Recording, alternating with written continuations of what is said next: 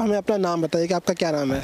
हाँ, जो पहले का नाम था वो बेसिकली सब लोगों को पता है कि मेरा नाम जावेद था, और अब का जो नाम है वो शिबू कृष्णा दासी है। मैंने शायद कृष्ण को नहीं चुना, कृष्ण ने मुझे चुना। ये संतों का प्रेम नगर है, यहाँ संभल कर आना जी। परिवार वालों का क्या रिएक्शन था? बोला नहीं कि बेटा ये हमारे धर्म में नहीं है, ये हमारे भगवान नहीं है? मामा मुझे मारते भी थे, तो कई बार तो मुझे तो ये सर में इतने बड़े बड़े वो निकल जाया करते थे, दीवार में ऐसे सर मार दिया करते थे।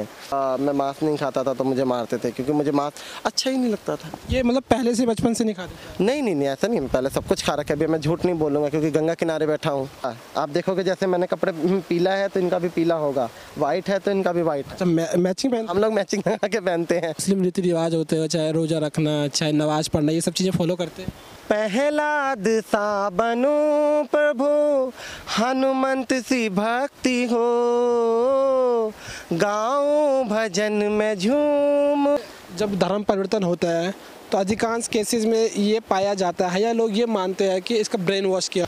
आप हिंदू से मुसलमान बने तो आपके साथ कोई ऐसी घटना तो नहीं हुई ना? नमस्कार दोस्तों, मेरा नाम है दीपक सिंह, आप देख रहे हैं प्राइम इंडिया। दोस्तों, प्राइम इंडिया पे हमारे साथ जो आज मेहमान है, आप पहले इन्हें देखिए। इनका जो पूरा पहनावा है, जो इनका गेटअप है, आप उस पर फोकस कीजिएगा। इन्होंने पीला कुर्ता पहन रखा है, पीली धोती पहन रखी है, एक पट्टा है, एक जिस पे राधे लिखा हुआ है, और गले में इनकी तुलसी की माला है जिस पे कृष्णा लिखा हुआ है, और इसके साथ साथ इनके हाथ में एक लड्डू गोपाल भी है। तो इनका पूरा गेटअप देख के, इनका पूरा पहनावा देख के आपको लग रहा होगा कि ये एक हिंदू है, और हो सकता है बहुत सारों को ये भी लगेगा कि ये एक हिंदू पंडित है, श्री कृष्ण के भगत है। श्री कृष्ण के भगत तो ये है, पर ये साथ साथ मुसलमान भी है। इनका नाम जावेद था पहले, अभी इन्होंने अपना नाम बदल दिया है कृष्ण की भक्ति में आने के बाद। और ये एक मुसलमान है जो कि पूरे हिंदू धर्म को फॉलो करते हैं, और साथ ही साथ ये कान्हा जी को अपना गुरु मानते हैं और कान्हा जी की पूजा करते हैं। और ये जहाँ भी जाते हैं, अभी ये हरिद्वार आए हुए, रहने वाले दिल्ली के हैं, हरिद्वार भी ये कान्हा अपने साथ लेके आए। तो हम इनसे बात करेंगे और इनकी पूरी जर्नी, और ये हिंदू से लेके मुसलमान तक, और मस्जिद जाते थे, नमाज़ पढ़ते थे, वहाँ से लेके अब ये कृष्ण भक्ति कर रहे हैं, इस पूरी जर्नी को जानेंगे। सबसे पहले भैया आपको मेरा प्रणाम। सबसे पहले भैया सभी को राधे राधे और मेरा जय श्री कृष्ण। आपने बिल्कुल सही कहा कि लोग देख के धोखा खा जाते हैं, वो कहते हैं कि तुम ब्राह्मण हो, या कई लोग पीछे से कहते हैं पंडित जी, महाराज जी। बताइए कि आपका क्या नाम है। हाँ, जो पहले का नाम था वो बेसिकली सब लोगों को पता है कि मेरा नाम जावेद था, और अब का जो नाम है वो शिबू कृष्णा दासी है।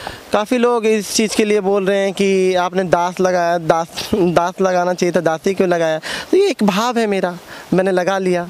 तो ये नाम जो आपको दिया है, दासी वाला नाम, ये आपको किसने दिया? ये कहाँ से, मतलब आपने खुद अडॉप्ट किया या किसने दिया है? तो इसका विचार कहाँ से आया? भैया मुझे किसी ने नहीं दिया, यहाँ तक कि मुझे तो कृष्ण भक्ति किसी ने भी नहीं बताई। कृष्ण जी ने स्वयं मेरा हाथ पकड़ा, तो वो मुझे खुद अच्छा लगा कि कृष्णा दासी, मतलब शिबू और कृष्णा दासी, तो मतलब एक ऐसा लगता है ना कि मेरे साथ मेरे कृष्ण का नाम जुड़ा। अब तो वैसे भी जुड़ गया है, क्योंकि मैं जहाँ भी जाता हूँ तो लोग कहते हैं भैया आप वही हो ना जो मुस्लिम कृष्ण भक्त हो। तो ठाकुर जी का कहीं ना कहीं नाम जुड़ता है, तो मुझे बहुत खुशी होती है कि देखो, मैं चाहे मुस्लिम भी कह रहे हैं, वो कह रहे हैं आप वही हो ना जो मुस्लिम कृष्ण भक्त हो। जन्म तो आपका एक मुस्लिम परिवार में हुआ है, अभी आप कृष्ण भक्ति कर रहे हैं, तो ये मुस्लिम परिवार से कृष्ण भक्ति में आने की जो यात्रा है, ये कैसे शुरू हुई और कब आपको लगा कि हाँ मैं कृष्ण भक्त हूँ, मुझे कृष्ण भक्ति करना चाहिए? कैसे आपको लगा? मतलब पहली बात मैं ये कहूँगा कि यात्रा कोई शुरू वाली तो बात आती नहीं है, क्योंकि मैं हमेशा कहता हूँ कि मैंने शायद कृष्ण को नहीं चुना, कृष्ण ने मुझे चुना,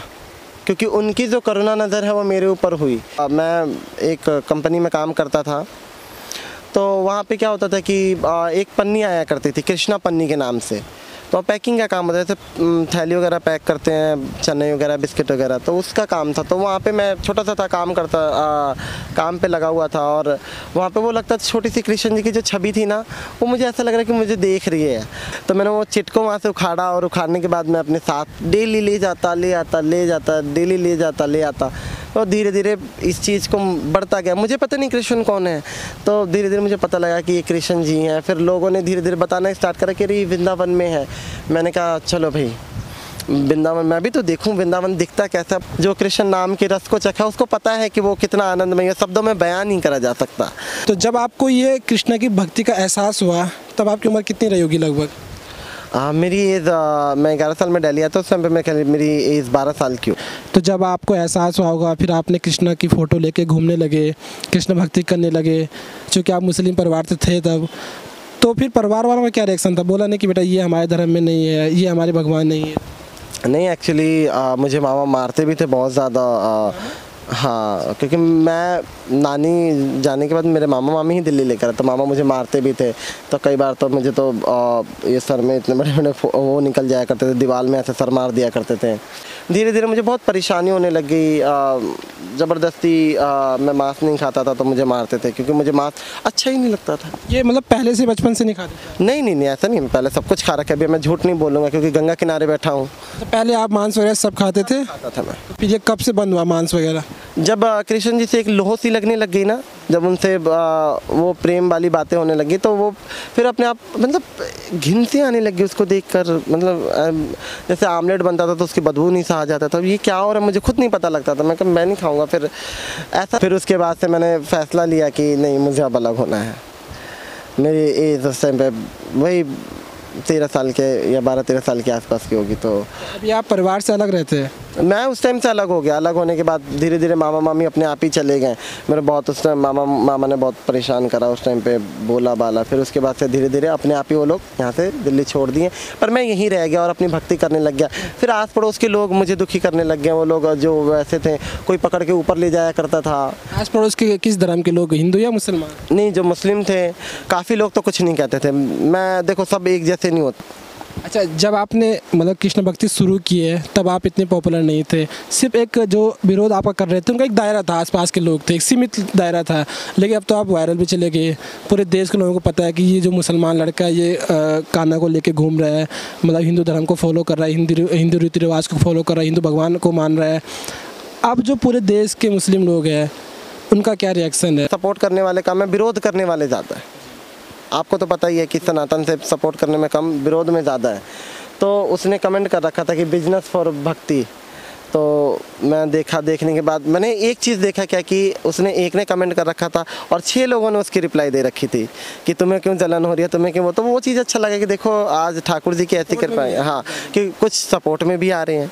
लड्डू गोपाल आप लेके घूमते हैं, तो लड्डू गोपाल के कुछ नियम भी होते हैं, जैसे हर दिन के कपड़े चेंज करना, इनको खाना खिलाना, वो सब फॉलो करते हैं? ये मैं नियम नहीं कहता हूँ, ये प्रेम होता है। मेरे लिए प्रेम है लोगों को। इस नियम को तो, नियम बहुत अलग चीज़ होती है। एक प्रेम है कि लड्डू गोपाल को नहलाना धुलाना, जैसे अपने तरह। आप देखोगे जैसे मैंने कपड़े पीला है तो इनका भी पीला होगा, वाइट है तो इनका भी वाइट। अच्छा, मैचिंग पहन? हम लोग मैचिंग लगा के पहनते हैं। अभी आप हरिद्वार में आए हैं, गंगा जी में डुबकी लगाई नहीं लगाई? नहीं, बिल्कुल। गंगा जी में तो क्यों नहीं डुबकी लगाया, मैं और लड्डू गोपाल दोनों ही लगाए। कहाँ पे लगाए? हर की पौड़ी पे। पौड़ी पे लगाए। पहली बार नहीं आया हूँ, मैं आया हूँ कई बार। कार्तिक के महीने में जब नहान होता है तो एक स्नान होता है ना, तो मैं ज़रूर आता हूँ। मैं कभी भी जो है ना इस हिसाब से नहीं आता कि पुण्य लगेगा। मैं इसलिए आता हूँ कि मैं ठाकुर जी को अच्छा लगता है मुझे इन सब चीज़ों को, जो इतना हमारी जो गंगा माँ है इनको देखना, यहाँ पे बैठना सुकून मिलता है। आपके हाथ पे देख रहा हूँ जो श्री कृष्ण के मुकुट पे जो मोर पंखी होती है, उन्होंने उसको टैटू बना रखा है। उस टाइम पे मेरा क्या था ना कि घर से, हाँ घर से नाता था मेरा। एक्चुअली उस टाइम पे मेरा घर से नाता था, तो बांसुरी मेरा बड़ा शौक था, बांसुरी बनवाने का, राधे राधे वो बनवाने का। मैंने कहा वो बनवाऊंगा तो बहुत पीटूंगा तो ये मोर का पंख बनवा लिया मैंने। दोस्तों, ये बांसुरी यानी बड़ी पसंद थी श्री कृष्ण की, लेकिन अगर वो बनाते तो वो कहीं ना कहीं श्री कृष्ण को डायरेक्ट रिप्रेजेंट करता है, जिसका आपको घर में डरता मार न पड़े। तो आपने ये मोर पंखा ये बना लिया। तो उसके बाद से इसमें पूछा नहीं घर वालों की ये मोर पंखी बनाना है? लोगों ने पूछा कि तुझे ये होगा, तेरी वो चमड़ी काटी जाएगी, मरने के बाद ये होगा वो होगा। मरने के बाद तो मैंने तो कभी कुछ देखा नहीं। और ठाकुर जी जिस दिन सबकी आएगी, हिंदू भी मरता है, मुस्लिम भी मरता है, मौत तो सबकी आती है। जो शुरू हुआ है वो ख़त्म भी होगा, मेरी भी आएगी। अच्छा, आपने कृष्ण भक्ति करी है ना, उसके बाद आपको कई सारी धमकियाँ मिली कि मार देंगे, ये कर लेंगे, वो कर लेंगे, गला काट देंगे। कभी कोई हमला या कोई अटैक या कोई खतरा आपको महसूस हो?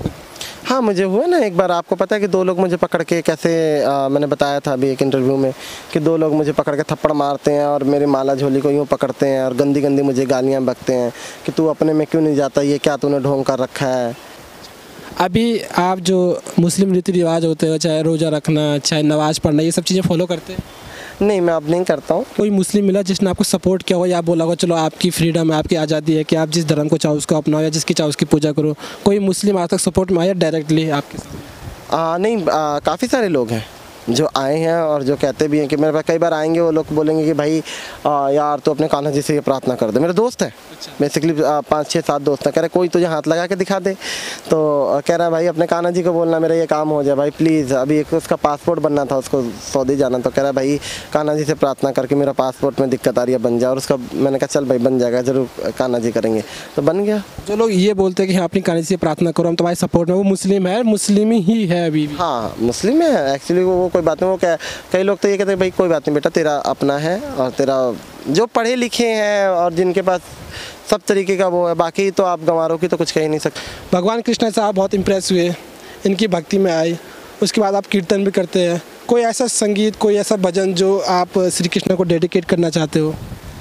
हाँ, मैं श्री कृष्ण से यही रिक्वेस्ट करता हूँ, पहला दिशा बनो प्रभु, हनुमंत सी भक्ति हो, गाओ भजन में झूम के, मेरी मीरा सी मस्ती हो। एक बार हमसे सांवरे नजरें मिलाइए, नजरें मिला के आप ज़रा मुस्कुराइए। एक बार हमसे सांवरे नजरें मिलाइए। बहुत खूब। गायत्री मंत्र सबसे पावरफुल मंत्रों में से एक माना जाता है, आपको पता है गायत्री? हाँ, मुझे एक्चुअली बीच में एक टाइम था कि मैं परेशान हो गया था बहुत ज़्यादा, लोगों ने डिप्रेस कर दिया था, तो मुझे किसी ने बताई थी कि 108 बार गायत्री मंत्र पढ़ के पानी में फूंक कर तुम पियो और इन सब टेंशन फ्री हो जाओगे। तो मुझे ये फॉलो करो। मतलब आपने फॉलो किया, कुछ परिवर्तन पाया आपने? हाँ मैंने पाया, मतलब लोगों की पॉजिटिव रिजल्ट बहुत ज़्यादा। जब धर्म परिवर्तन होता है तो अधिकांश केसेस में ये पाया जाता है या लोग ये मानते हैं कि इसका ब्रेन वॉश किया होगा। जैसे कोई हिंदू है, उसे मुसलमान बनाया गया, तो कहते हैं कि हाँ इसका ब्रेन वॉश होगा। कोई मुसलमान से हिंदू बन गया तो यही मानते हैं कि हाँ मुसलमान लोग मानेंगे कि हाँ इसका ब्रेन वॉश किया गया है, इसे किसने भड़काया है, ये सब चीज़ें होती है। आप हिंदू से मुसलमान बने तो आपके साथ कोई ऐसी घटना तो नहीं हुई ना?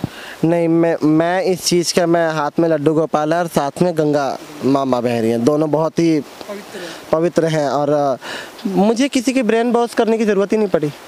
इसलिए नहीं पड़ी कि मैं बार बार यही बात कर रहा हूँ, ठाकुर जी ने चुना और मैं बहुत खुश हूँ इन्होंने मुझे चुना। और मैं बहुत अपने आप को भाग्यशाली मानता हूँ, क्योंकि वो कहते हैं ना, बड़े भाग्यशाली हैं वो तेरे बंदे जिन्हें आपसे दिल लगाना मिला है, वो क्या भाग्य जन्नत की परवाह करेंगे।